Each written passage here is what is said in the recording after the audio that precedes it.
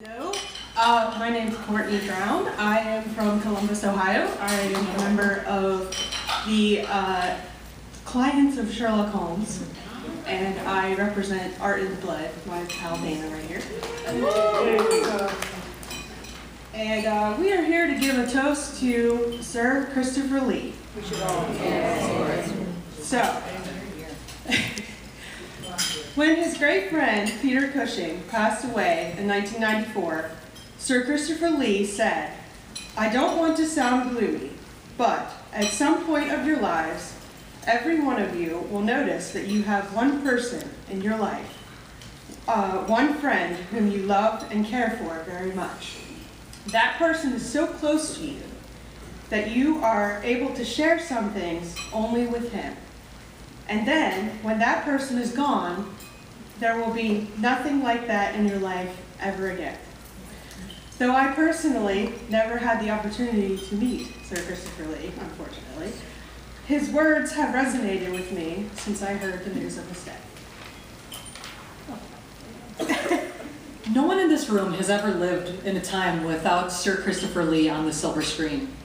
His mere presence elevated even the most terrible of cinema. That deep, velvety baritone voice is instantly recognizable. And his life was so rich and varied that one would assume that it is just the plot of one of those films in which he starred. He hunted Nazis during World War II. He was a secret agent in a unit called the Ministry of Ungentlemanly Warfare. At the age of 88, he recorded a heavy metal concept album about Charlemagne, to whom he was actually related, and another one about Christmas carols. His version of Little Drummer Boy is absolutely fabulous and terrifying all of his. There are 279 films in his filmography.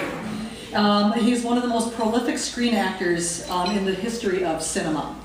Actually, in fact, the 6 Degrees of Kevin Bacon game, Christopher Lee can be connected to anyone in less than 3 moves.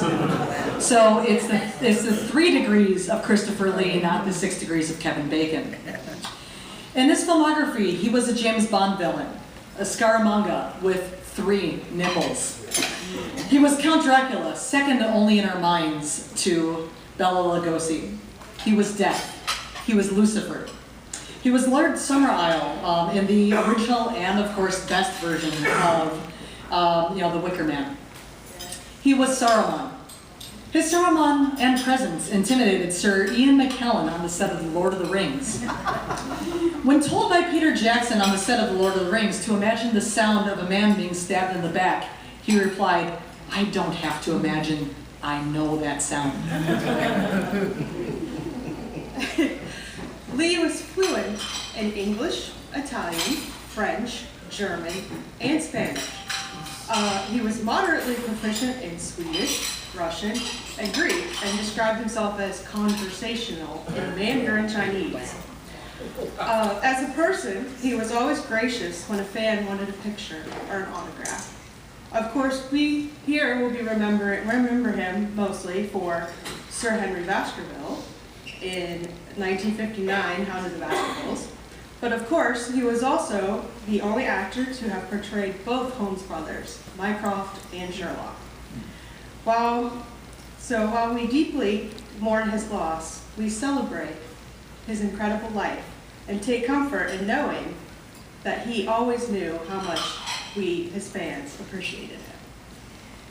He now joins horror film friends Vincent Price and Peter Cushing in The Great Beyond. Somehow I imagine these 3 gents playing cards and having a few pints in heaven today. So please stand with us upon the terrace and remember Sir Christopher Lee. Here, here.